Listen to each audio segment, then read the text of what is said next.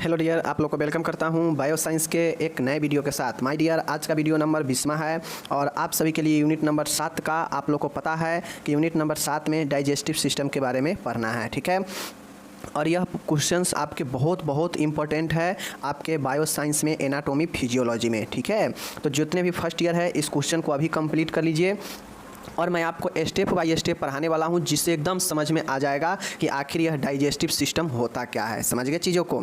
इसमें आपको क्वेश्चन जब पूछेगा तो दो तरीके से क्वेश्चन पूछेगा। एक तो आपको ये पूछेगा कि जो है विभिन्न प्रकार के जो पाचक रस है, जठरांत्र है, उसके बारे में बताएं। ठीक है, जठरांत्र जब भी कहेगा तो आपको विभिन्न प्रकार के जो जठर रस है, मतलब जो गैस्ट्रिक जूस है, उसके बारे में आपको बताना होगा, जो सहायक में आता है, जो पाचन तंत्र के सहायक अंग में आता है। ठीक है, अगर आपसे सीधा पूछेगा कि पाचन तंत्र को समझाए चित्र के सहायता से, तो आपको फिर पाचन तंत्र को ही बताना पड़ेगा। और आप लोग जानते हैं कि कोई भी तंत्र हो, तंत्र का मतलब ही होता है एक जाल सा, मतलब बहुत सारे ऑर्गेन मिलकर एक सिस्टम बनाता है। कोई भी आदमी या कोई भी चीज़, एक चीज़ मिलकर सिस्टम नहीं बनता है। सिस्टम कभी भी बनता है तो वह 2, 4, 5, 10, 20 चीज़ों के मिल के बनता है। ठीक है, तो उसी प्रकार से चाहे वह यूरिनरी सिस्टम हो, चाहे आपका रिप्रोडक्टिव सिस्टम हो, या फिर आपका पाचन डाइजेस्टिव सिस्टम हो, समझ गए ना, या रिस्पायरेटरी सिस्टम हो, अलग अलग सिस्टम है हमारे बॉडी में, उस सब में 2, 4, 5 ऑर्गेन मिल कर सिस्टम बनाता है, चलाता है। ठीक है, तो चलिए आपको हम लेवल डायग्राम के साथ में आज समझाते हैं डाइजेस्टिव सिस्टम को। समझ गए? चलिए अच्छे से समझ लीजिए, कोई दिक्कत नहीं होगा, स्टेप बाय स्टेप मैं समझाऊंगा। सबसे पहले चीज़ों को समझिए कि आखिर यह पाचन तंत्र है क्या। समझ गए? तो माय डियर, आपको एक बात पहले दिमाग में डाल लेना पड़ेगा कि जो डाइजेशन सिस्टम होता है हमारे बॉडी में, वह एक केमिकल प्रोसेस होता है, वह एक रासायनिक प्रक्रिया होता है। ठीक है, सबसे पहले ऑब्जेक्टिव में पूछ सकता है आपसे कि पाचन तंत्र यानी हमारे बॉडी में या मानव के शरीर में जो पाचन होता है वह कैसी प्रक्रिया है, भौतिक है, रासायनिक है। तो दिमाग में डालिए, यह एक रासायनिक प्रक्रिया होती है। ठीक है, तो पाचन एक यांत्रिक एवं रासायनिक प्रक्रिया है। ओके, इस प्रक्रिया में, मतलब ये जो रासायनिक प्रक्रिया है, इसमें जो भोजन होता है यह अति सूक्ष्म कणों में खंडित होता है, मतलब विभाजित होता है। जाहिर सी बात है, जब हम भोजन करते हैं तो उसमें बहुत सारा हमारे जो है मुंह में लार ग्रंथि होते हैं, ओरल कैविटी में, वह क्या करता है कि बहुत सारे सलाइवा को, लार को भोजन में मिक्स कराता है। भोजन को दांतों से तोड़ा जाता है, छोटे छोटे सूक्ष्म कणों में विभाजित किया जाता है। ठीक है, तो वही कहता है कि इस प्रक्रिया में आहार यानी भोजन को अति छोटे छोटे कणों में जो है खंडित होता है। ठीक है, तथा एंजाइम व पाचक रसों की क्रिया से भोजन के अघुलनशील पदार्थ को घुलनशील घटक के रूप में तैयार किया जाता है। अब आपको एक चीज़ समझना पड़ेगा कि जो हम दांत के द्वारा भोजन को छोटे छोटे कण में तोड़ देते हैं, लेकिन उसके बाद भी भोजन जो है कंप्लीट रूप से पचता नहीं है। तो पचता कब है? तो जब भोजन हमारे दांतों से तोड़ने के बाद जो है जो हमारा एलिमेंट्री कैनल होता है, आहार नली होता है, उसके द्वारा जो है पेट में जाता है, अमाशय में। अब अमाशय में जाता है तो वहाँ पर बहुत सारे पाचक रस होते हैं जो अमाशय से लेके आंतों तक जो है सीक्रेट होते हैं, इस भोजन में मिलते हैं, जिसके कारण भोजन जो अघुलनशील होता है, जो घुलने वाला पदार्थ नहीं होता है, वह भी घुल जाता है इस एंजाइम और पाचक रस के सहायता से। जैसे हम भोजन करते हैं तो इसमें फैट होता है, वसा भी होता है, प्रोटीन भी होता है, ये सब कार्बनिक पदार्थ होता है जो अघुलनशील होता है। लेकिन हमारे बॉडी में ऐसा जूस है, ऐसा जो है पाचक रस है जो सीक्रेट होने के बाद, जो एंजाइम सीक्रेट होने के बाद इस अघुलनशील पदार्थ को भी घुलनशील पदार्थों में बदल देता है। और यही जो है हमारा एक रासायनिक प्रक्रिया होता है कि भोजन को अति सूक्ष्म कणों में पहले विभाजित करना, फिर पाचक रस और एंजाइमों के द्वारा भोजन जो अघुलनशील पदार्थ है उसको घुलनशील पदार्थ में बनाता है। ठीक है, तैयार करता है। अब जब भोजन हमारा घुलनशील पदार्थ में बन जाता है तो भोजन में जो भी पोषक तत्व, जो भी घटक होते हैं जो भोजन में मौजूद होते हैं, वह शरीर के कोशिकाओं के द्वारा ऑब्जर्व कर लिए जाते हैं। ठीक है, और समस्त प्रक्रिया को ही पाचन क्रिया कहते हैं। देखिए, हम भोजन किए, ठीक है, भोजन जैसे ही करते हैं तो हमारा दांत जो है छोटे छोटे कणों में विभाजित कर देता है मुँह में, और मुँह में जो भी डाइजेस्टिव ग्लैंड होता है, सलाइवा ग्लैंड जो है, सेलेवरी ग्लैंड होता है, लार ग्रंथि, वहाँ से लार का सीक्रेट होता है। अब वह लार भोजन में मिलता है, मिलने से भोजन एक लुगदी के समान चिकना हो जाता है, जिससे निगलना आसान हो जाता है। अब वह जैसे ही आहार नाल के जरिए अमाशय में जाता है, तो अमाशय में हम लोग जानते हैं कि वहाँ पे HCl सीक्रेट होता है। ठीक है, अब वह HCl जो है क्या करता है कि भोजन में अगर कोई सूक्ष्म जीव हो तो उसको वहाँ पर गला देता है, मार देता है। फिर भोजन का कुछ जो है पाचन की क्रिया हमारा पेट में भी हो जाता है, फिर भोजन वहाँ से आगे बढ़ता है छोटी आंत की तरफ। ठीक है, अब छोटी आंत में पैंक्रियाज से बहुत सारे जूस मिल जाते हैं, एंजाइम मिल जाते हैं। उसी प्रकार से लीवर से जो है बाइल जूस मिल जाता है जो फैट का जो है पाचन कर देता है। तो इस प्रकार से जो भोजन हमारा है वह अघुलनशील से एकदम भोजन घुलनशील बन जाता है, समझ गए। अब जब घुलनशील बन जाता है तो हमारे बॉडी को जो भी पोषक तत्व चाहिए इसी घुलनशील के जरिए ब्लड में जो है मिल जाता है, ऑब्जर्व कर लिए जाते हैं कोशिका के द्वारा, और यही संपूर्ण प्रक्रिया पाचन जो है प्रक्रिया डाइजेस्टिव सिस्टम कहलाता है। ठीक है, इस प्रक्रिया को जो है मानव के आहार नाल द्वारा पूर्ण किया जाता है। अब यह जो प्रक्रिया होता है आहार नाल के द्वारा पूर्ण किया जाता है। ठीक है, हम जो कुछ भी भोजन के रूप में खाते हैं उनसे प्राप्त पोषक तत्व जो शरीर को रक्त द्वारा उपयोग में लिए जाते हैं, परंतु जो शिष्ट अवशिष्ट भाग मल के रूप में बाहर निकल जाते हैं, और यह सब के सब जो है हमारे पाचन तंत्र के अंदर ही होता है। सीधा समझिए कि भोजन करने से लेकर मुंह में प्रवेश करने से लेकर मल के द्वारा जो हम मल त्याग देते हैं वहाँ तक के जो प्रक्रिया होता है वह पाचन तंत्र का ही हिस्सा होता है। समझ लीजिए इतना, भोजन मुंह में लिए और वहाँ से जैसे ही भोजन मुंह में लेते हैं पाचन की क्रिया शुरू हो जाता है, और इसीलिए कहा जाता है कि पाचन की क्रिया मुंह से ही शुरू होता है। तो मुंह से शुरू होने के साथ भोजन मल के रूप में बाहर जो निकलता है उस तक के प्रक्रिया को हम लोग पाचन की प्रक्रिया, पाचन तंत्र ही उसमें शामिल होता है। और इन सभी ऑर्गेन में जो प्रक्रिया में शामिल ऑर्गेन होते हैं वह पाचन तंत्र के हिस्सा हो जाते हैं। ठीक है, तो यही हमारा कुछ पाचन तंत्र होता है जो मैंने बता दिया आपको।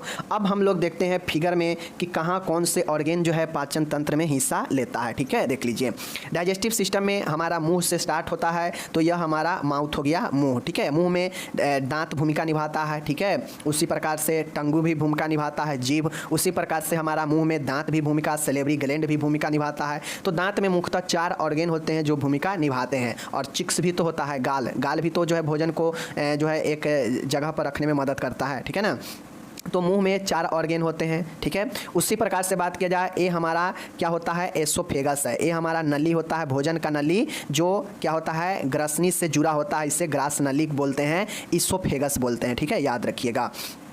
इससे पहले एक फेरिंग्स होता है, याद रखिएगा, और फेरिंग्स हमारा उभयनिष्ठ होता है, कॉमन होता है, क्योंकि फेरिंग्स जो है श्वसन में भी रहता है और यहाँ पे डाइजेशन में भी भूमिका निभाता है। तो फेरिंग्स कॉमन होता है, फेरिंग्स दोनों जगह होता है, और इसी फेरिंग्स से कनेक्ट हमारा कौन सा होता है, एसोफेगस होता है, ग्रास नली होता है। तो 3 ऑर्गेन हो गया।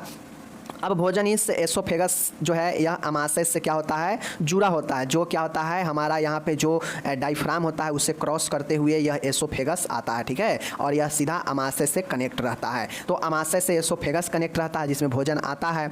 उसके बाद लीवर होता है, जो कि लीवर हमारा बाइल डक्ट का क्या करता है, निर्माण करता है, जो बाइल फैट के पाचन में क्या करता है, भूमिका निभाता है। ओके, उसी प्रकार से हमारा लार्ज इंटेस्टाइन होता है। लार्ज इंटेस्टाइन जो हमारा होता है ये वाला लार्ज इंटेस्टाइन होता है। ये लार्ज इंटेस्टाइन जो होता है यह भोजन से जल को अवशोषित करता है और जो है मल को निकालने का काम करता है। ठीक है, तो यह भी होता है। उसके बाद स्मॉल इंटेस्टाइन, ये बीच वाला पार्ट होता है जिसमें भोजन पूर्ण रूप से पचने का काम करता है। ठीक है, और अवशोषण होने का भी काम करता है यहाँ से। ठीक है, और उसके बाद बड़ी आंत से ही कनेक्ट हमारा रेक्टम होता है, मलाशय होता है जहाँ पे मल स्टोर होता है, और उसके बाद एनस होता है, मल द्वार, जहाँ से मल निकल जाता है। तो यह कुल ऑर्गेन हमारा बॉडी का डाइजेस्टिव सिस्टम में भूमिका निभाता है। ठीक है, याद रखिएगा। इस प्रकार से आप फिगर बना दीजिएगा, यहाँ मुंह दे दीजिएगा, उससे कनेक्ट एक फेरिंग्स दे दीजिएगा, उसके बाद एक एसोफेगस हो जाएगा, फिर एक हमारा क्या हो जाएगा, अमाशय हो जाएगा, फिर हमारा एक लीवर हो जाएगा। ठीक है, और यहाँ पे पैंक्रियाज नहीं दिया गया है, पैंक्रियाज भी भूमिका निभाता है। ठीक है ना, तो ये सब जो है आपका ऑर्गेन हो गया। ओके, कोई दिक्कत नहीं। चलिए आगे हम लोग देखते हैं। अब इसके आगे, अब जब हम लोग पाचन तंत्र के बारे में अच्छे से लिख देंगे तो फिगर बना देंगे। फिगर बनाने के बाद हम लोग लिखेंगे कि ये जो पाचन की क्रिया है, इस पाचन की क्रिया में मानव शरीर में निम्न अंगों का समावेश होता है। मतलब पाचन तंत्र में जो डाइजेस्टिव सिस्टम है इसमें बहुत सारे ऑर्गेन शामिल होते हैं। अब उस ऑर्गेन सब को 2 भागों में विभाजित कर दिया गया है। ठीक है, एक भाग होता है जो हमें आहार नाल, एलिमेंट्री कैनल का हिस्सा होता है। ठीक है, एक भाग पाचन तंत्र का होता है जो आहार नाल कहलाता है, एलिमेंट्री कैनल कहलाता है, ठीक है। दूसरा जो पार्ट होता है डाइजेस्टिव सिस्टम का वह सहायक पाचन ग्रंथि होता है जिसे हम लोग एसेसरी डाइजेस्टिव ग्लैंड्स कहते हैं। इसमें वो सारे ऑर्गेन शामिल होते हैं जो कुछ न कुछ जो है सिक्रेशन करता है और फिर वह पाचन में भूमिका निभाता है। वह स्राव जो है पाचन की क्रिया के लिए आवश्यक होता है, तो वह सारे ऑर्गेन को हम लोग एसेसरीज डाइजेस्टिव ग्लैंड में रखते हैं। जैसे कि मैं बता देता हूँ, तो पहले तो ये समझ लीजिए यह दो पार्ट में बांटा गया है, एक एलिमेंट्री आहार नाल और एक सहायक एसेसरी, ठीक है। दो प्रकार से बांटा गया है। अब ये जो पाचन तंत्र होता है दो प्रकार से आपको समझना होगा कि कौन कौन से दो प्रकार में, एलिमेंट्री में कौन है और एसेसरीज में कौन है, ऑर्गेन सब देखना ना पड़ेगा। तो देखिए एलिमेंट्री कैनल यह मुख मतलब माउथ से प्रारंभ होकर एनस तक फैली रहती है। इसमें निम्न ऑर्गेन शामिल होती है। तो जो एलिमेंट्री कैनल होता है इसमें मुख्यतः वे सारे ऑर्गेन शामिल होता है जो भोजन को क्या करता है, एक से दूसरे ऑर्गेन में भेजता है और वह जो है धीरे धीरे आगे की तरफ जाता है भोजन हमारा, ठीक है। तो यही है, यह मुख से प्रारंभ होता है। एलिमेंट्री कैनल कहाँ से प्रारंभ होता है, मुख से, माउथ से प्रारंभ होता है और एनस यानी गुद्दा मलद्वार के जरिए जो है यहाँ तक फैला हुआ होता है। मुँह से, माउथ से लेकर एनस तक इसके बीच में जो ऑर्गेन आता है डाइजेस्टिव सिस्टम में वह एलिमेंट्री कैनल का हिस्सा होता है, ठीक है। मुंह तो हमारा सबसे स्टार्टिंग हो गया पाचन तंत्र का, और एनस जो होता है मतलब गुद्दा जो होता है यह सबसे लास्ट वाला अंग होता है पाचन तंत्र का। तो इसके बीच में जो ऑर्गेन आएगा वह एलिमेंट्री कैनल का हिस्सा होता है, ठीक है। जैसे देख लीजिए, जैसे मुख ओरल कैविटी या यहाँ पे देख लीजिए माउथ होता है, ठीक है ना। पहला हो गया मुख गुहा, दूसरा है हमारा फेरिंग्स ग्रसनी। अब ये ग्रसनी आप लोग देखे होइएगा, मैं रिस्पायरेटरी सिस्टम पढ़ाए थे तो वहाँ पे ग्रसनी वहाँ भी आया था। तो यह ग्रसनी उभयनिष्ठ होता है जो डाइजेशन में और हमारा रिस्पायरेटरी दोनों में शामिल होता है, ठीक है। तो मुख के बाद फेरिंग्स हो गया, ग्रसनी। अब तीसरा पॉइंट है हमारा, तीसरा ऑर्गेन है वह एसोफेगस होता है, ठीक है, जिसे हम लोग ग्रास नली या ग्रासिका बोलते हैं, ठीक है। यह फेरिंग्स के बाद कनेक्ट होता है ग्रासिका या ग्रास नली। देखिए मुंह होता है, मुंह से कनेक्ट हमारा ग्रसनी होता है, ग्रसनी से कनेक्ट हमारा जो है ग्रास नली होता है, ग्रास नली जो है हमारा अमाशय से जुड़ा होता है, फिर अमाशय छोटी आंत से जुड़ा होता है, फिर छोटी आंत हमारा बड़ी आंत से जुड़ा होता है और बड़ी आंत में ही हमारा एक रेक्टम होता है और रेक्टम के बाद हमारा एनस होता है, ठीक है। तो यह जो है सीरियली भी याद रखिएगा तो बहुत आसान है। पहले मुंह, मुंह के बाद हमारा एक होता है फेरिंग्स, फेरिंग्स के बाद फिर एक नली होता है जिसे हम लोग क्या बोलते हैं, ओसोफेगस ग्रास नली बोलते हैं। फिर ये ग्रास नली हमारा पेट से कनेक्ट होता है, यह पेट जो है हमारा फिर छोटी आंत से कनेक्ट होता है, फिर छोटी आंत हमारा बड़ी आंत से कनेक्ट होता है, फिर बड़ी आंत हमारा एक मल के रूप में मलाशय होता है, फिर मलाशय से एक रेक्टम जो है हमारा एनस निकलता है। तो यह सब हमारा एलिमेंट्री कैनल आहार नाल का हिस्सा है, ठीक है, याद रखिएगा। ये सब हो गया। चलिए अब सहायक अंग कौन कौन से है, एसेसरीज कौन से है, और मैं आपको अभी बता देता हूँ। जब जठरांत के बारे में पूछेगा ना कि गैस्ट्रो जो है गैस्ट्रोनोमियल जो है बारे में बताइए, गैस्ट्रोनोमियल के बारे में बताइए, जठरांत के बारे में, तो आपको नॉर्मली उसमें सहायक अंगों के बारे में ही आपको जो है बताना पड़ता है, ठीक है। जैसे जो चीज़ें स्रावित होता है, जो सिक्रेशन जो है पाचन में भूमिका निभाता है, और वह जो ऑर्गेन जिस चीज़ का सिक्रेशन करता है और फिर पाचन में भूमिका निभाता है, तो वह सारा ऑर्गेन जो है एसेसरीज सहायक में आ जाता है, ठीक है। जैसे सहायक अंग कौन कौन होगा, तो एसेसरीज ऑर्गेन कौन कौन से है देख लीजिए। वे अंग जो भोजन के रासायनिक पाचन के लिए आवश्यक पदार्थों का श्रावण करते हैं, वही चीज़ें हैं वे अंग जो भोजन के पाचन में मतलब भोजन के डाइजेशन में जो रासायनिक पदार्थों का श्रावण करता है वही हमारा सहायक अंग हो जाता है। लेकिन यह भोजन के पचते समय वास्तव में यहाँ से भोजन नहीं गुजरता है, ठीक है। जैसे लीवर में हमारा भोजन जाता है, नहीं जाता है, पैंक्रियाज में हमारा भोजन जाता है, नहीं जाता है, सलेवरी ग्लैंड में भोजन जाता है, नहीं जाता है, लेकिन यह सब ऑर्गेन भोजन के पाचन में भूमिका निभाता है, क्योंकि यहाँ से कुछ न कुछ पदार्थों का सिक्रेशन होता है भोजन के पाचन के लिए, इसीलिए यह सब सहायक होता है। डायरेक्टली यहाँ से भोजन गुजरता नहीं है, भोजन कहाँ से गुजरेगा, मुँह से गुजरेगा, फिर फेरिंग्स से गुजरेगा, फिर जो है हमारा कहाँ से गुजरता है, फिर हमारा जो है ओसोफेगस से गुजरता है, स्टोमक से गुजरता है, छोटी आंत से बड़ी आंत से गुजरता है। तो यह सब भोजन डायरेक्टली गुजरता है, तो इसलिए यह सब एलिमेंट्री कैनल हो जाता है। जहाँ से भोजन डायरेक्टली ना गुजर कर वहाँ के ऑर्गेन जो है कुछ ना कुछ चीज़ों को स्रावित करता है जो भोजन के पाचन में भूमिका निभाता है, तो वह ऑर्गेन सहायक हो जाता है, ठीक है। कोई चीज़ अगर डायरेक्टली काम नहीं करता है तो अगर उसके सपोर्ट में है तो वह सहायक ही ना होगा। तो यही चीज़ें हैं, समझ गए चीज़ों को। तो एसेसरीज के बारे में समझ गए। अब देख लीजिए एसेसरीज में कौन कौन से ऑर्गेन है। तो ऐसे सीरीज में हमारा सैलिवरी ग्लैंड आता है, ठीक है, लार ग्रंथि जो लार का क्या करता है, सिक्रेशन करता है, जो भोजन को लुगदी बनाता है, भोजन को चिकना बनाता है, ठीक है। उसके बाद यहाँ से टाइलिन भी निकलता है। लीवर होता है, लीवर भी हमारा बाइल जूस का निर्माण करता है, और बाइल यानी पित्त, वह पित्त लवण का निर्माण करता है, और यह पित्त पित्ताशय में जमा होता है। यह पित्त जो है भोजन को क्या करता है, फैट को जो है पाचन करता है, ठीक है ना। तो ये लीवर इसलिए आवश्यक होता है। गोल्ड ब्लैडर क्या होता है, तो गाल ब्लैडर जो है पित्त को क्या करता है, स्टोर करके रखता है, समझ गए। और हमारा चौथा है अग्नाशय पैंक्रियाज। पैंक्रियाज क्या करता है, देखिए नॉर्मली गोल्ड गाल ब्लैडर होगा नहीं, ठीक है। यहाँ पे आप लोग गाल ब्लैडर को काट दीजिएगा। जो गाल ब्लैडर है यह गॉल ब्लैडर होगा नहीं, क्यों, क्योंकि डायरेक्टली जो पित्त का निर्माण करता है तो लीवर करता है, ये लीवर ही सीक्रेट कर देता है, ठीक है ना।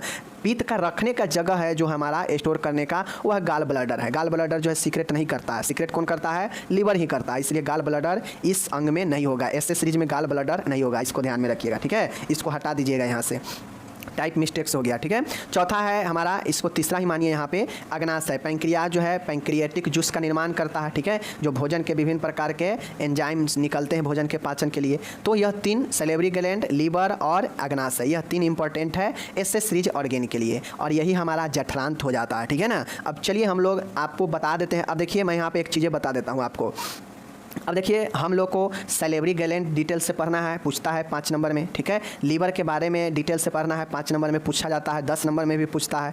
अग्नाशय भी 5 नंबर में, पैंक्रियाज के बारे में पूछता है। तो अग्नाशय तो हम लोग आज पढ़ लेंगे डिटेल में, ठीक है ना। इसके बाद हम लोग अगले वीडियो में लीवर और सैलिवरी ग्लैंड के बारे में पढ़ेंगे। उसी प्रकार से मैं यहाँ पर बता दूँ आपको, अमाशय हो गया आपका, ठीक है ना, अमाशय हो गया, छोटी आंत हो गई, बड़ी आंत हो गई, यह तीनों का आपका अलग अलग वीडियो मिलेगा, क्योंकि आप लोग देखते होइएगा छोटी आंत के जो है संरचना के बारे में, कार्यों के बारे में पूछता है, तो हम आगे अलग से एक डिटेल में पढ़ाएंगे छोटी आंत को, बड़ी आंत को भी डिटेल में पढ़ाएंगे, ठीक है। अमाशय को भी बड़ी जो है डिटेल में पढ़ाएंगे। बाकी इन सभी 3 ए हो गया, और 3 जो नीचे है उसके अलावा जो ए सब है छोटा छोटा है, तो ये सबको अभी हम बता देते हैं, ठीक है। बाकी लिखना सबके बारे में है, जब पाचन तंत्र पूछेगा ना तो हल्का हल्का सबके बारे में आपको डिस्कस करना पड़ेगा, लेकिन ये क्वेश्चन सब अलग से भी बनता है, अमाशय, स्मॉल इंटेस्टाइन, लार्ज इंटेस्टाइन, ठीक है, लीवर, तो ये सबको हम लोग एक डिटेल से भी पढ़ना है, तो इसलिए डिटेल पढ़ाएंगे तो उसमें जानिए जाइएगा, तो इसमें लिख दीजिएगा थोड़ा थोड़ा, ठीक है ना। बाकी जो जो अभी हमको पढ़ना है इसमें अभी पढ़ा देते हैं, ठीक है। जैसे मुंह के बारे में, मुंह के बारे में जान लीजिए, माउथ के बारे में। तो मुंह में, यहाँ पे मुंह होगा, मुंह में लार ग्रंथियों व ओरल म्यूकोसा द्वारा भोजन घुलकर एक लुगदी में बदल जाता है, और हमारा भोजन का जो पाचन का प्रारंभ होता है वह मुंह से ही होता है। तो इसमें आप लोग डिटेल से लिखिएगा कि भोजन का, पाचन का, यह पाचन तंत्र का पहला हिस्सा होता है कौन, मुख, और यहीं पे जो है हमारा लार ग्रंथि पाए जाते हैं, और ओरल म्यूकोसा होता है जो भोजन को एक लुगदी के रूप में बनाता है और भोजन को तोड़ता है, और भोजन को दांतों के द्वारा मुंह में ही जो है खंडित किया जाता है, ठीक है। तो ये चीज़ें मुंह के बारे में लिख देंगे हम, हो गया। उसके बाद हमारा आता है मुंह से जुड़ा हुआ हमारा फेरिंग्स होता है, ठीक है। अब फेरिंग्स श्वास नली से भी जुड़ा होता है, फेरिंग्स हमारा ग्रसनी यानी मुख से भी जुड़ा होता है जहाँ से भोजन आता है। तो हमारा ग्रसनी फेरिंग्स श्वास में भी भूमिका निभाता है और भोजन वाला में भी बेचारा भूमिका निभाता है। तो फेरिंग्स देखिए, यह श्वसन मार्ग तथा पाचन मार्ग का उभयनिष्ठ है, मतलब यह श्वसन मार्ग में भी उपस्थित होता है और यह पाचन मार्ग में भी उपस्थित होता है, कौन, फेरिंग्स ग्रसनी, ठीक है, याद रखिएगा। अब देखिए यहाँ पे भोजन मुंह से ग्रसनी में प्रवेश होता है, मतलब हम लोग मुंह में जो भोजन करते हैं ना, और मुंह के बाद जो हम निगलते हैं तो वह ग्रसनी में ही भोजन जाता है, ठीक है। तो ही कहता है भोजन मुंह से ग्रसनी में प्रवेश करता है, करते ही एपिग्लोटस श्वसन नली को बंद कर देता है। और हम लोग जानते हैं कि जो फेरिंग्स होता है वह श्वास नली से भी कनेक्ट है और मुँह वाला से भी कनेक्ट है, मतलब नाक वाला से भी कनेक्ट है और मुँह वाला से भी कनेक्ट होता है। तो यहाँ पे एक एपिग्लोटस पाया जाता है, ठीक है। फेरिंग्स में एक जो है हमारा एपिग्लोटस होता है जो क्या करता है, हम भोजन करते हैं ना तो श्वास नली वाले को जगह को बंद कर देता है, और जिससे होता है कि हमारा भोजन एसोफेगस में प्रवेश कर जाता है। अगर हमारा श्वास नली को बंद नहीं करेगा एपिग्लोटस तो क्या होगा कि हमारा भोजन नीचे फेफड़ा में चला जाएगा, श्वास नली के रास्ता में भी चला जाएगा। तो इसलिए फेरिंग्स जो है दोनों में मौजूद होता है, श्वास में भी और मुँह में भी, लेकिन एपिग्लोटस जो होता है वह फेरिंग्स के जगह पर क्या करता है कि जहाँ से अगर मुँह वाला कनेक्ट है तो अगर हम श्वास लेते हैं तो मुँह को बंद कर देता है, और अगर हम भोजन करते हैं तो यह श्वास वाला को बंद कर देता है, ठीक है। इसीलिए एपिग्लोटस का यही काम होता है, ठीक है, समझ गए। तो यही चीज़ें हैं जो फेरिंग्स का ही एक हिस्सा होता है। भोजन मुंह में ग्रसनी में प्रवेश होते ही, जैसे ही ग्रसनी में भोजन प्रवेश करता है तो वहाँ पे एक एपिग्लोटस होता है, ठीक है। वह एपिग्लोटस श्वास नली को बंद कर देता है और भोजन वाले जगह की ओर जो है भोजन को धकेल देता है, ठीक है। तो ये समझ गए। और अगर हम वायु प्रवेश करा रहे हैं तो वह भोजन वाले को बंद करके रखता है, जिससे हम क्या करते हैं कि एपिग्लोटस जो है श्वास नली की तरफ हमारा श्वास हवा को भेजता है, और इधर पेट वाले जगह यानी एसोफेगस वाले को बंद करके रखता है। ठीक है ना, तो चीज़ों को समझ गए। चलिए अब देखिए, ये फेरिंग्स का 3 भागों में विभाजित होता है, जो अभी ऊपर मैंने बताया वही देख लीजिए। हमारा नोजोफेरिंग्स है, मैंने ऊपर बताया जो नाक से कनेक्ट होगा फेरिंग्स वह नोजोफेरिंग्स होगा, जो मुख से कनेक्ट होगा फेरिंग्स वह ओरोफेरिंग्स होगा, और जो कंठ के तरफ होगा उसे लैरिंजोफेरिंग्स कहते हैं। तो यह 3 प्रकार में विभाजित है। ठीक है, जैसे यह फेरिंग्स है, ये फेरिंग्स हमारा मुंह से भी कनेक्ट है और यह हमारा नाक से भी कनेक्ट है। तो नोजोफेरिंग्स नाक से, मुंह से ओरोफेरिंग्स, और इधर कंठ से कनेक्ट होता है तो इसे लैरिंजोफेरिंग्स कहते हैं। ठीक है, चलिए ये समझ गए। ग्रसनी, अब देख लीजिए, जो ग्रसनी होती है वह ग्रसिका में खुलती है, मतलब जो हमारा फेरिंग्स होता है ना ग्रसनी, वह जो है हमारा ग्रसिका मतलब ग्रास नली एसोफेगस में खुलती है। ठीक है, चलिए एसोफेगस जिसको बारे में हम लोग देखने जा रहे हैं, भोजन फेरिंग्स से होते हुए, ठीक है ना, इसोफेगस में प्रवेश करता है। भोजन जो है फेरिंग्स से होते हुए एसोफेगस मतलब ग्रास नली में प्रवेश करता है, एवं भोजन प्रीस्टालिक, देख लीजिए, प्रीस्टाल्टिक मूवमेंट से नीचे की तरफ जाता है। जैसे देखिए यहाँ पे एक हो गया हमारा मुंह वाला और एक हो गया हमारा ये नाक वाला। ठीक है, 2 नली आया। ठीक है, यहाँ पे हमारा जो है एक तरफ यहाँ हमारा यहाँ पे समझिए 2 हमारा यहाँ पे काम करता है फेरिंग्स। ठीक है, अब ये जो नली है मुंह वाला, अगर हम भोजन किए फेरिंग्स में आया, जैसे ही फेरिंग्स में आया तो यहाँ पे एपिग्लोटस होता है, एक एपिग्लोटस होता है। यह एपिग्लोटस इस साइड वाले को, श्वसन मार्ग वाले को बंद कर देता है और भोजन हमारा भोजन वाले नली में चला जाता है। ठीक है, और जब हम सांस ले रहे होते हैं तो भोजन की नली को बंद कर देता है और श्वास नली में श्वसन जो है हमारा चल जाता है फेरिंग्स के जरिए आगे। ठीक है, तो यही एपिग्लोटस के बहुत बड़ा रोल होता है। ठीक है ना, तो एपिग्लोटस समझ गए आप लोग। अब हम लोग जानते हैं रेक्टम के बारे में, ठीक है, रेक्टम मतलब मलाशय के बारे में। अब मलाशय क्या होता है, हमारा बड़ी आंत से कनेक्ट होता है, सिग्मोइड कोलोन में मलाशय में खुलती है। ठीक है ना, सिग्मोइड बृहदांत यानी सिग्मोइड जो कोलोन का हिस्सा, बड़ी आंत का जो हिस्सा सिग्मोइड होता है, यह मलाशय में खुलता है, मलाशय से कनेक्ट रहता है। ठीक है, जिसमें मल एकत्रित होता है, मलाशय में मल ही नहीं एकत्रित होगा। इसका अंतिम भाग गुद्दा नाल एनल कैनल कहलाता है, यह गुद्दा द्वारा बाहर खुलता है। ठीक है, अब मलाशय से कौन सा कनेक्ट होता है, मलाशय से मल द्वार एनस कनेक्ट रहता है, जो मलाशय से मल को बाहर त्यागने के लिए होता है। ठीक है, और ऊपर जो है हमारा सिग्मोइड कोलोन से कनेक्ट कौन होता है, रेक्टम मलाशय होता है। ठीक है, जैसे देखिए यह हमारा बड़ी आंत है, समझ गए, ये हमारा बड़ी आंत है, एग्जाम्पल के तौर पे ये बड़ी आंत है। ठीक है, तो यहाँ पे मानिए हम ये मलाशय बना दिए, यह मलाशय हमारा हो गया। ठीक है, और इधर ये जो पार्ट होगा ऊपर वाला, मलाशय से ऊपर वाला जो बड़ी आंत के पार्ट होगा ना, उसे हम लोग सिग्मोइड कोलोन कहेंगे। यह मलाशय मल जमा हो गया। नीचे जो है एनल कैनल होता है, गुद्दा होता है, एनस, जिससे मल बाहर निकलता है। ठीक है ना, तो ये चीज़ समझ गए। चलिए अब होता है लास्ट में गुद्दा यह एक छिद्र है जिसके द्वारा मल को त्याग किया जाता है। इनमें अवरोधी पेशियाँ स्फिंक्टर मसल्स होते हैं, जिनके द्वारा गुद्दा छिद्र के बंद होने तथा खुलने का नियंत्रण होता है। जो छिद्र होता है उस पर एक पेशिया होता है, ठीक है, जिसे हम लोग स्फिंक्टर मसल्स कहते हैं। यह स्फिंक्टर क्या होता है कि हमारे मल को रोकता है और बाहर निकलता है। जब हम त्याग करते हैं तो यह मसल्स खुल जाता है, यह स्फिंक्टर खुल जाता है। जब हमें मल कस के लगा हो और हम रोकते हैं तो रोकने में जो काम करता है वह स्फिंक्टर मसल्स ही काम करता है। अब मान गया इस मसल्स का नर्व अगर काम नहीं करेगा, तंत्रिका, तो क्या होगा, यह स्फिंक्टर पर कंट्रोल खत्म हो जाएगा और जब मन होगा मल धांस जो है उसमें से निकल जाएगा, क्योंकि उस पर कंट्रोल ही नहीं है, उसका नर्व ही खत्म हो गया है। तो गुद्दा जो है हमारा, गुद्दा में एक महत्वपूर्ण चीज़ें होता है। गुद्दा के छिद्र में, गुद्दा के छिद्र जो मसल्स का होता है उसमें स्फिंक्टर मसल्स होता है, जो क्या करता है, बंद होता है और खुलता है। इसके द्वारा ही हम मल पर काबू रख पाते हैं। ठीक है, इसमें भीतर की तरफ अनैच्छिक अवरोधनी इनवॉलेंटियर स्फिंक्टर तथा बाहर की तरफ ऐच्छिक वॉलेंटियर स्फिंक्टर होते हैं। मतलब जब आपको मल लगता है तो देखते होइएगा कि एकदम मल प्रेशर दिया रहता है अंदर से, तो वह हमारा इनवॉलेंट्री होता है, उस पर हम कोई नियंत्रण नहीं रखते हैं। लेकिन जो बाहर से हम रोके रहते हैं वह वॉलेंट्री होता है, उस पर हमारा नियंत्रण होता है। और यह स्फिंक्टर जो है वॉलेंटियर होता है, जो बाहर से होता है गुद्दा के। ठीक है, तो गुद्दा के बारे में समझ गए। चलिए ये हो गया। अब हमारा एक छोटा सा चीज़ें पढ़ना है, पीतरस, ठीक है, बाइल के बारे में। यह चूँकि लीवर से सीक्रेट होता है, ये आपको लीवर में ही पढ़ा दिया जाएगा। बाइल जूस कोई इंपॉर्टेंट है नहीं, बाइल जूस किसी का जो है यह पार्ट भी नहीं है, ये आपको हमारा निर्माण होता है लीवर के द्वारा, तो हम लीवर वाले में इसको पढ़ लेंगे। ठीक है, अभी उतना इंपॉर्टेंट है नहीं। ठीक है, पाचन तंत्र का यह हिस्सा है नहीं, समझ गए। अब हम लोग चलते हैं पैंक्रियाज के बारे में। पैंक्रियाज क्या होता है? देखिए, पैंक्रियाज 5 नंबर में आपसे एग्जाम में पूछे जा सकते हैं कि पैंक्रियाज अग्नाशय का सचित्र वर्णन करे, इसके कार्यों को लिखे। ठीक है, तो चलिए हम पैंक्रियाज के बारे में देखते हैं। जब मैं आपको ये पैंक्रियाज पढ़ा दूंगा तो उम्मीद है कि आप इस पैंक्रियाज के पढ़ लेने के बाद जो है आप खुद से जो है आप इसके कार्यों को लिख सकते हैं। कैसे? देखिए, अग्नाशय, पैंक्रियाज को हिंदी में अग्नाशय कहते हैं। पैंक्रियाज या अग्नाशय, अग्नाशय एक लंबी ग्रंथि है। सबसे पहले समझिए, अग्नाशय जो है एक क्या है? हमारा ग्लैंड है, एक हमारा ग्रंथि है जो कि एक लंबी ग्रंथि है जो पहले दूसरे लंबर वर्टेब्रा के सामने स्थित होती है। जो कहाँ स्थित होती है?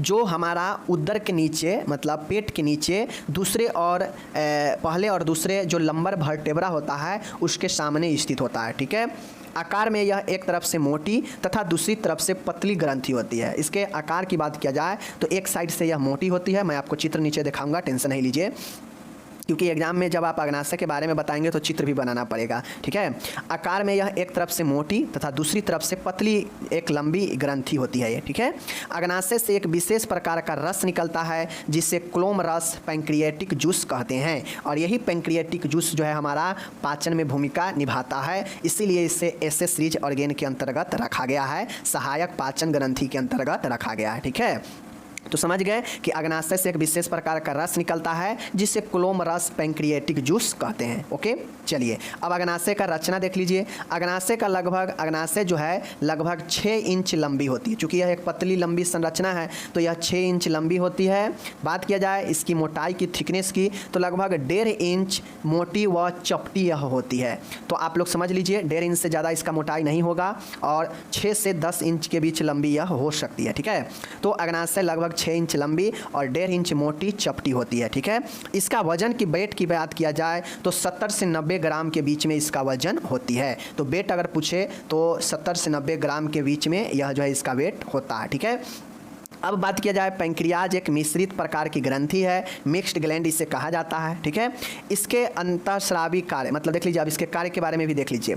इसके अंतःस्रावी कार्य के अंतर्गत इंसुलिन और ग्लूकोन का स्रावन होता है। यह पैंक्रियाज किसका काम करता है? तो यह अंतःस्रावी इंडोक्राइन ग्लैंड के रूप में इंसुलिन और ग्लूकोगेन का स्रावन करता है। पहला ध्यान में रखिए। ठीक है, चूँकि इंसुलिन तो सब लोग जानते हैं लेकिन ग्लूकोगोन के रूप में लोग बहुत कम ही जानते हैं। तो आपसे पूछ सकता है कि इंसुलिन के अलावा अग्नाशय कौन से एक अंतःस्रावी हार्मोन जो है रिलीज करता है? तो ग्लूकेगॉन और इंसुलिन दो तरह से यह अंतःस्रावी सिक्रेशन करता है। और रही बात बाह्यस्रावी ग्रंथि का, तो यह पाचक रस जैसे एमाइलेज, लाइपेज और ट्रिप्सिन का स्राव करता है जो पाचन में भूमिका निभाता है। ठीक है, तो अगर आंतरिक स्राव की बात करेगा तो इंसुलिन और ग्लूकोगेन, और बात रही बाह्य स्रावी के रूप में तो यह पाचक रस, एमाइलेज, लाइपेज और ट्राइप्सिन का स्राव करता है। यह हो गया। तो यह क्या क्या करेगा? इंसुलिन का, अग्नाशय का क्या काम हो जाएगा? तो अग्नाशय इंसुलिन का जो है सिक्रेशन करता है, अग्नाशय ग्लूकोगेन का जो है क्या करता है?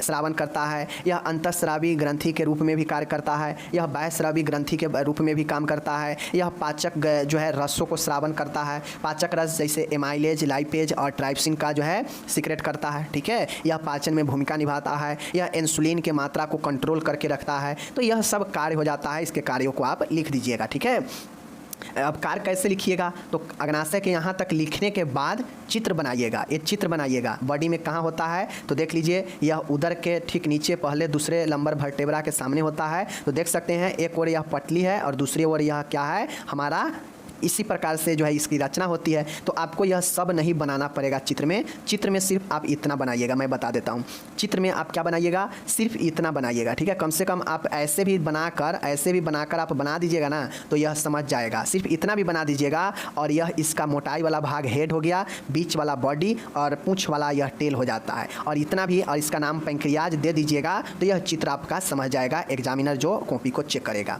तो सिर्फ इतना बना देने पर आपको, और इसमें एक डक्ट लगा दीजिएगा जहाँ से बाइल जो है पाचक रस निकलता है। ठीक है ना, तो ये लगा देने से देखिए कैसे चित्र बनाइएगा मैं बता देता हूँ। जैसे हमारा ए वाला भाग तो मोटा है, ठीक है, ऐसे करके बनाएंगे। ठीक है, आगे तक ले जाएंगे ऐसे करके और ऐसे कुछ हम जो है इसको बना देंगे। ये हो गया। अब हमको इसमें क्या करना है? एक डक्ट बनाना है, तो डक्ट ऐसे कनेक्ट कर देंगे ऐसे करके। ठीक है, और इसमें जो है हमारा डक्ट ऐसे ही कुछ जो है इसका हम डक्ट ऐसे ही कुछ बना देंगे, ठीक है ना, ऐसे हो गया, ये डक्ट हो गया। अब इसका हम दे देंगे, यह हो गया हेड, ये यहाँ बॉडी हो जाएगा, ये टेल हो जाएगा, इससे बाइल डक्ट दे देंगे, ठीक है। और उसके bile duct, pancreatic duct, sorry bile duct नहीं होगा, बाइल डक्ट तो वहाँ पे होता है, ठीक है ना। ये पैंक्रियाटिक डक्ट है जहाँ से क्या होगा, स्रावन होता है, ठीक है ना, पाचक रसों का। तो ये चीज़ आपका हो गया, समझ गए। और इतना लिखने के बाद 5 नंबर आपको दे देगा। अब इधर यहाँ पे इंग्लिश टोटल दिया गया है। इंग्लिश में जो लोग इंग्लिश वाले हैं, आपको एक साइड में इंग्लिश दे दिया हूँ नीचे, ताकि आपको डिस्टर्ब ना हो कि बीच में हिंदी और इंग्लिश आ जाए, तो इसके लिए आपको टेंशन नहीं लेना। बाकी के जो भी ऑर्गेन यहाँ पे मैं नहीं बताया हूँ, उसके पीछे रीजन है, ये है कि आपको सभी के बारे में डिटेल से पढ़ना है, तो ये बातें आप लोग समझ लीजिए, ठीक है, कोई दिक्कत नहीं। मैंने आपको पहले ही क्या बताया कि 2 भाग होता है पाचन तंत्र के, एक एलिमेंट्री कैनल और एक एसेसरीज ग्लैंड, एक पाचन सहायक पाचन ग्रंथि, ठीक है। अब एलिमेंट्री में होता है माउथ, फेरिंग्स और ओसोफेगस, ठीक है। स्टोमक होता है, तो स्टोमक के बारे में मैंने आपको क्या क्या इसमें बता दिया। माउथ के बारे में तो आप खुद से लिख सकते हैं, ठीक है। फेरिंग्स भी क्या होता है ये बता दिए, ओसोफेगस बता दिए। अब रही बात इस तीनों के बारे में, तो तीनों के बारे में हमें डिटेल से पढ़ना है, ठीक है, क्योंकि इसका अलग अलग भी क्वेश्चन पूछता है। तो जब मैं डिटेल से पढ़ा दूंगा तो जानकारी हो ही जाएगी आपको, तो यहाँ पे लिख ही दीजिएगा थोड़ा थोड़ा, समझ गए। एनस के बारे में बता ही दिए, रेक्टम के बारे में बता ही दिए, सहायक में आपको पैंक्रियाज के बारे में पढ़ा ही दिए। रह गई बात लीवर और सेलेब्री ग्लैंड का, तो इस दोनों के बारे में भी अलग से पढ़ा देंगे, डिटेल में पढ़ना होगा लीवर और ग्लैंड को, चूँकि पूछता है अलग अलग प्रश्न। तो जो जो इंपॉर्टेंट था मैंने यहाँ पे बता दिया, और जो जो क्वेश्चन रह गए पॉइंट मैं उसको अगले वीडियो में क्लियर कर दूंगा। पाचन तंत्र और इसके जो जो सहायक ऑर्गेन है, अभी चलेगा 1-2 क्लास, क्योंकि हमको लीवर पढ़ना होगा, छोटी आंत, बड़ी आंत और अमाशय पढ़ना होगा, और सेलेब्री ग्लैंड पढ़ना होगा। तो 2 क्लास अभी लगेंगे, इसमें टेंशन नहीं लेना है, आपको अच्छे से समझा देंगे। हाँ, लेकिन इतना मैं जरूर कहता हूँ, जितना ऑर्गेन देखे हैं ना, चाहे वो एलिमेंट्री कैनल में हो या आपका एसेसरीज ग्लैंड में हो, दोनों जितना ऑर्गेन दोनों में देखे हैं, सब में 4-4, 5-5 लाइनें लिखना पड़ेगा आपको, सब में लिखना पड़ेगा। अगर आप फेरिंग्स, ओरल कैविटी हो गया, ठीक है, ओसोफेगस हो गया, छोटी आंत, बड़ी आंत, अमाशय, एनस, रेक्टम, इस सब के बारे में अगर आप नहीं बताएंगे तो फिर कैसे आप समझा पाएंगे। सिर्फ नाम लिखने से तो होगा नहीं, तो 2-2, 4-4 लाइन सब के बारे में लिखना पड़ेगा। ऐसा नहीं कि अमाशय में आपको डिटेल से पढ़ाऊंगा तो यहाँ भी डिटेल से लिख दीजिएगा पाचन तंत्र में, ऐसा नहीं। अमाशय का जो मुख्य चीज़ है उसको लिख दीजिएगा, ठीक है ना। छोटी आंत का जो मुख्य चीज़ है उसको लिखिएगा, बड़ी आंत का जो मुख्य चीज़ है उसको लिखिएगा, 2-2, 4-4 लाइनें इसमें लिखिएगा, बस, इससे ज़्यादा नहीं, समझ गए। बड़ा प्रश्न आपसे यही पूछेगा, महत्वपूर्ण प्रश्न 10 नंबर में, कि मस्तिष्क क्या है, मस्तिष्क के भागों को जो है वर्णन करे, या मस्तिष्क के संरचना का वर्णन करे, यानी स्ट्रक्चर का। स्ट्रक्चर जब भी पूछेगा तो मस्तिष्क किन किन चीज़ों से बना है, कैसे बना है, इसको बताना पड़ेगा, समझ गए। मस्तिष्क के भाग के बारे में पूछेगा तो मस्तिष्क में कौन कौन से भाग है, वो भाग को, यानी कंप्लीट मस्तिष्क के बारे में आज हम आपको बता देंगे। ओके, चलिए प्रश्न को देखते हैं। पूछ रहा है मस्तिष्क क्या होता है। सबसे पहले मस्तिष्क के बारे में समझिए। तो मस्तिष्क जो है, आपको जो भी लोग हिंदी इंग्लिश वाले हैं टेंशन नहीं लीजिएगा, हिंदी के नीचे इंग्लिश भी दिया है इसी में, तो आप लोग इंग्लिश वाले इंग्लिश में भी PDF डाउनलोड करके प्रैक्टिस कीजिएगा। ब्रेन, मस्तिष्क, ओके। तो समझिए, मस्तिष्क जो है खोपड़ी या कपाल गुहा यानी क्रेनियल कैविटी के अंदर एक कठोर पिंड जैसा जटिल अंडाकार व बहुत ही महत्वपूर्ण अंग होता है। अब बहुत लोग ये समझते होंगे कि जो हमारा सर जो दिखता है पूरा, या पूरा के पूरा इतना बड़ा हमारा ब्रेन है। नहीं, इतना बड़ा ब्रेन नहीं होता, क्योंकि जानते हैं कि हमारा जो है खोपड़ी जो है वह हड्डी, पहले ऊपर क्या होता है, हड्डी होता है, समझ गए। तो इसी क्रेनियल वाले गुहा में एक पिंड जैसा कठोर रचना, जटिल रचना होता है, जो नॉर्मली ओवल शेप, अंडाकार शेप में ये होते हैं, समझ गए। ये एक महत्वपूर्ण अंग है। साथ में आप समझिएगा, यह जो है केंद्रीय तंत्रिका तंत्र का एक अंग है, समझ गए। आगे देखिएगा, एक एडल्ट व्यक्ति में मस्तिष्क का भार जो है शरीर के भार के 1/50वां होता है। मानिए अगर किसी का 60 वजन है, 60, अगर किसी का 60 kg वजन है तो 1/50वां भाग काट दीजिए इससे, और इससे काट दीजिए, 5 से इसमें दीजिए तो 1.2, मतलब 1200 ग्राम 60 kg वजन वाले व्यक्ति का जो शरीर का में मस्तिष्क का जो भाग होगा वह लगभग 1.2 kg यानी 1200 ग्राम के आसपास, समझ गए ना। जिसका वजन 1 kg से लेकर 1.5 kg तक होता है, वही चीज़ें मैंने बता दिया। यह वजन स्त्रियों में पुरुषों की अपेक्षा कम होता है। अब जो स्त्रियों में दिमाग यानी जो मस्तिष्क का वजन होता है वह पुरुषों की तुलना में कम होता है, इस चीज़ को समझिए। तो ये हो गया बेसिक नॉलेज।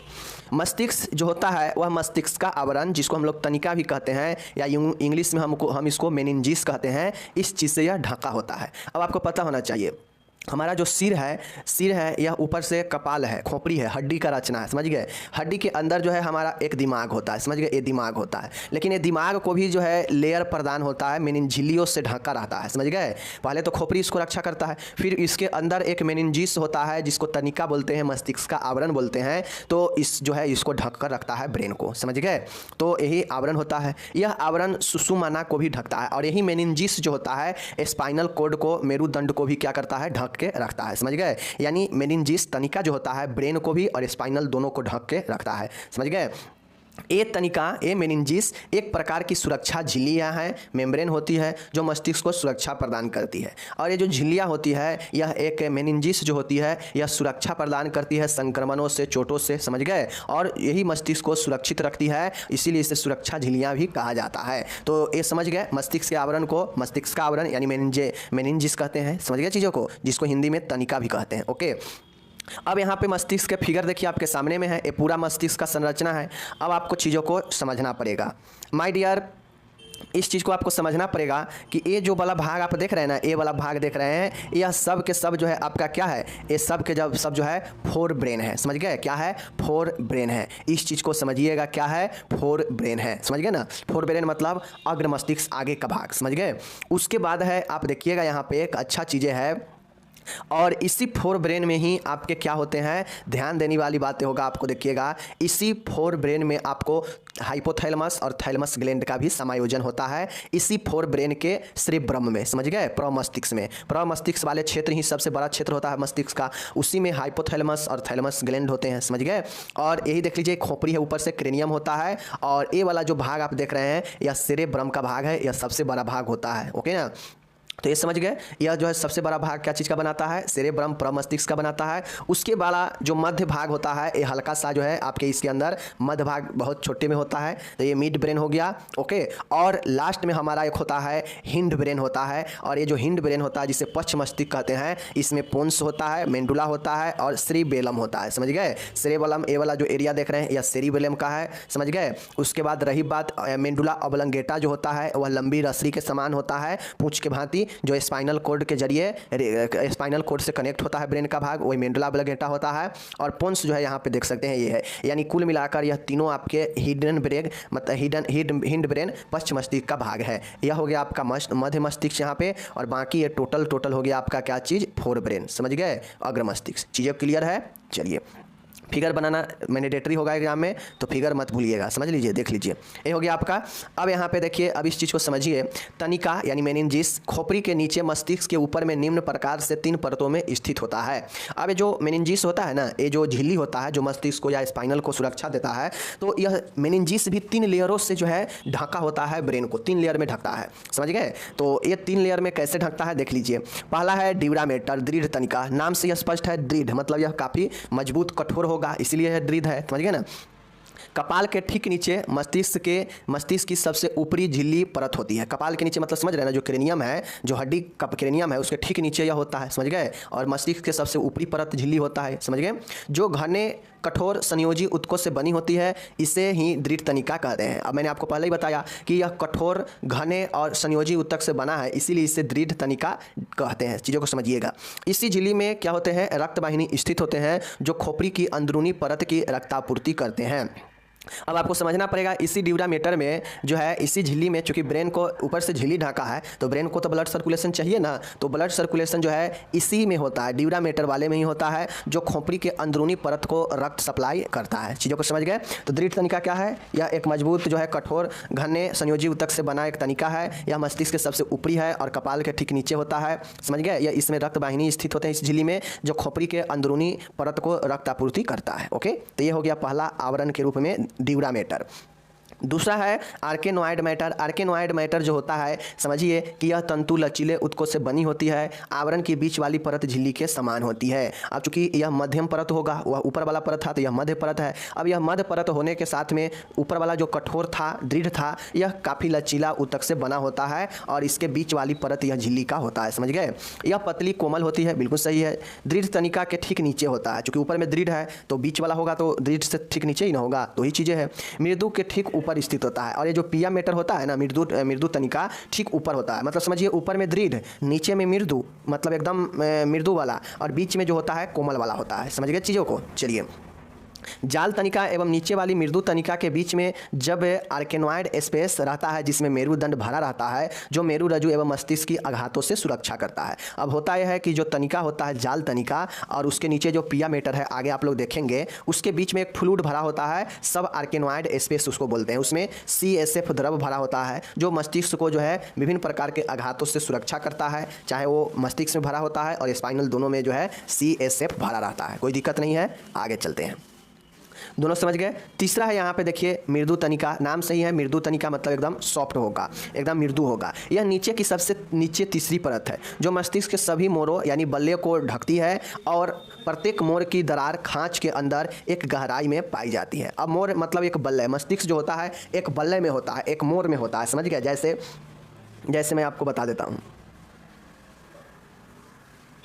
ऐसे ही करके एक मोर सा होता है मस्तिष्क में। तो यही कहता है कि यह नीचे सबसे नीचे स्थित परत है जो मस्तिष्क के सभी मोरों वल्लियों, यही वल्लियों मोरों ढकती है और प्रत्येक मोर की दरार यानी खांच के अंदर एक गहराई में जाती है। मतलब ये मृदु होने के कारण यह अपने शेप में जो है नहीं रहता है, जहाँ भी इसको जगह मिलता है खांच मिलता है उसमें भी यह गैप को भर देता है, समझ गए। तो इस चीज़ को ध्यान में रखिएगा।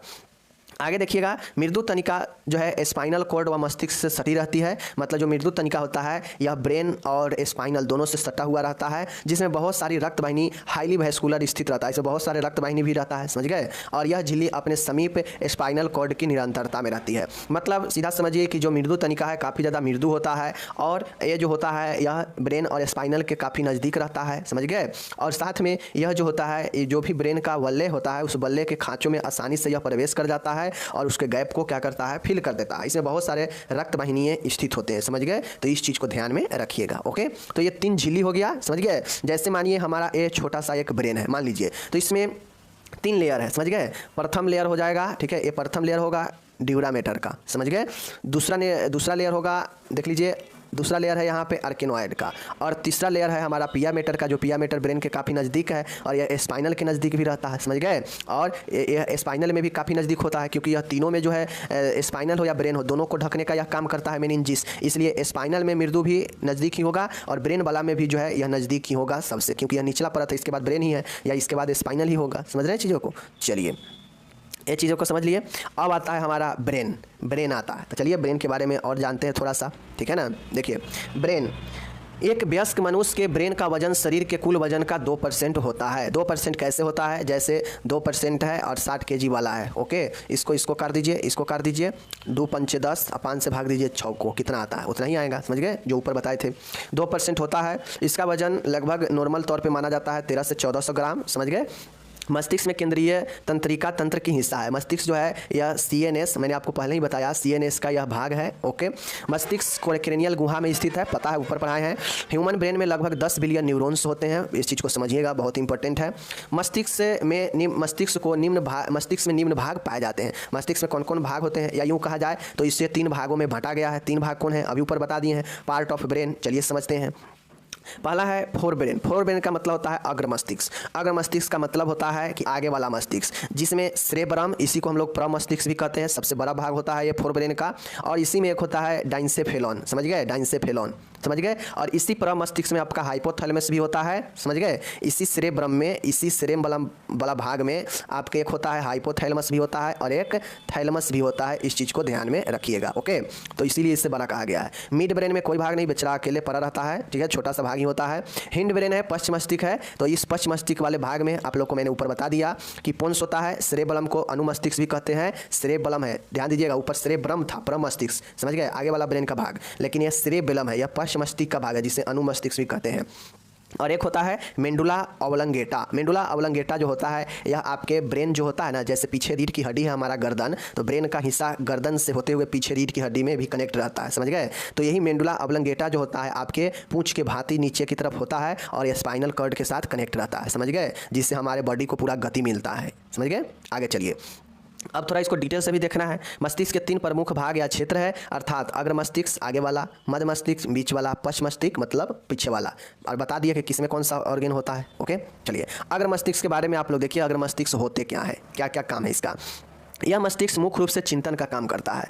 यह मस्तिष्क मुख्य रूप से, आगे वाला जो मस्तिष्क होता है मुख्य रूप से यह आपके चिंतन का काम करता है, समझ गए, चिंतन का, थिंकिंग का। इसे मस्तिष्क का सबसे महत्वपूर्ण हिस्सा माना जाता है। अग्र मस्तिष्क जो होता है यह सबसे महत्वपूर्ण हिस्सा माना जाता है। अग्र मस्तिष्क में ही सेरेबेलम होता है, सेरेब्रम होता है, प्रमस्तिष्क होता है, जो मस्तिष्क के सबसे बड़े भाग में होते हैं, आधे से ज़्यादा क्षेत्र में होते हैं, समझ गए। प्रमस्तिष्क में ही जो है थैलमस और हाइपोथैलमस होते हैं, समझ गए, जो ताप आदि को नियंत्रित करते हैं। तो ये सब लिखिएगा, बता रहे हैं। तो साथ में यह कोई भी संज्ञात्मक, समझ गए ना, भावनात्मक और पेशीय गतिविधि भी रखता है। आगे वाला जो ब्रेन का हिस्सा है यह संज्ञात्मक गुना भाग जो आप करते हैं, भावनात्मक इमोशनल, साथ में पेशीय गतिविधि मस्कुलर मूवमेंट को भी नियंत्रित करता है। इस चीज़ को ध्यान में दीजिएगा।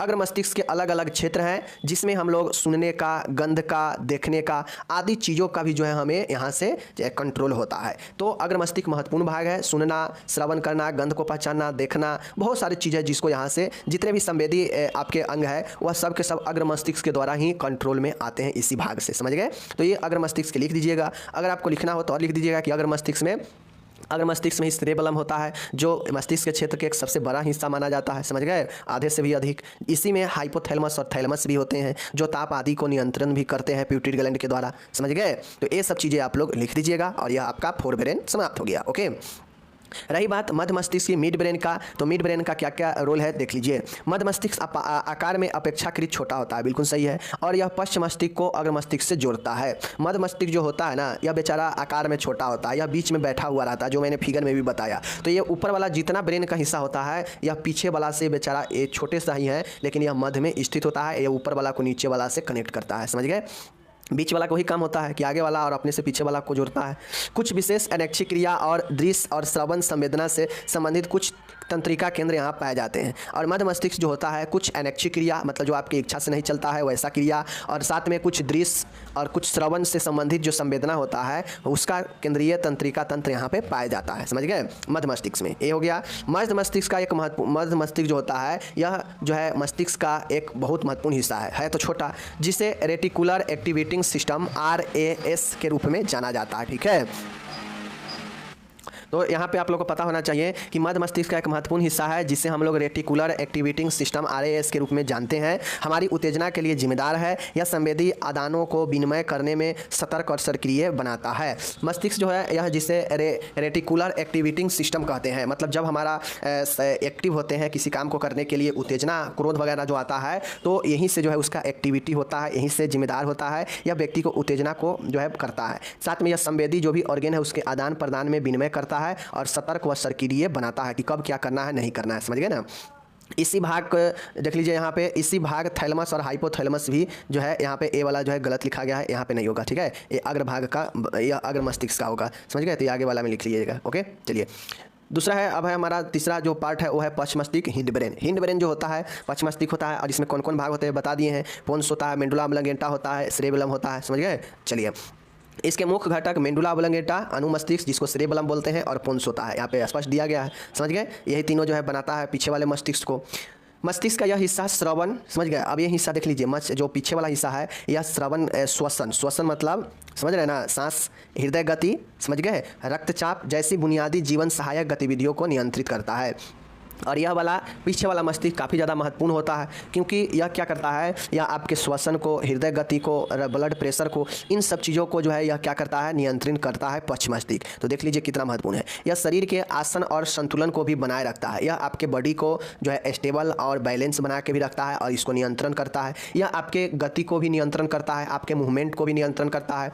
क्योंकि जब भी आप गर्दन इधर से उधर करते हैं तो बिना मेंडुला ऑब्लंगेटा के नियंत्रण के नहीं कीजिएगा, क्योंकि इसी में एक मेंडुला ऑब्लंगेटा होता है, सबसे महत्वपूर्ण होता है। ये मेंडुला ऑब्लंगेटा जो है आपके कनेक्ट रहता है किससे, स्पाइनल कॉर्ड से, जो पूंछ की भांति रस्सी के समान होता है, उससे यह कनेक्ट रहता है ब्रेन का एक पार्ट, समझ गए, जिसको मेंडुला ऑब्लंगेटा कहते हैं। यह हिड ब्रेन पश्च मस्तिष्क का हिस्सा होता है, समझ गए।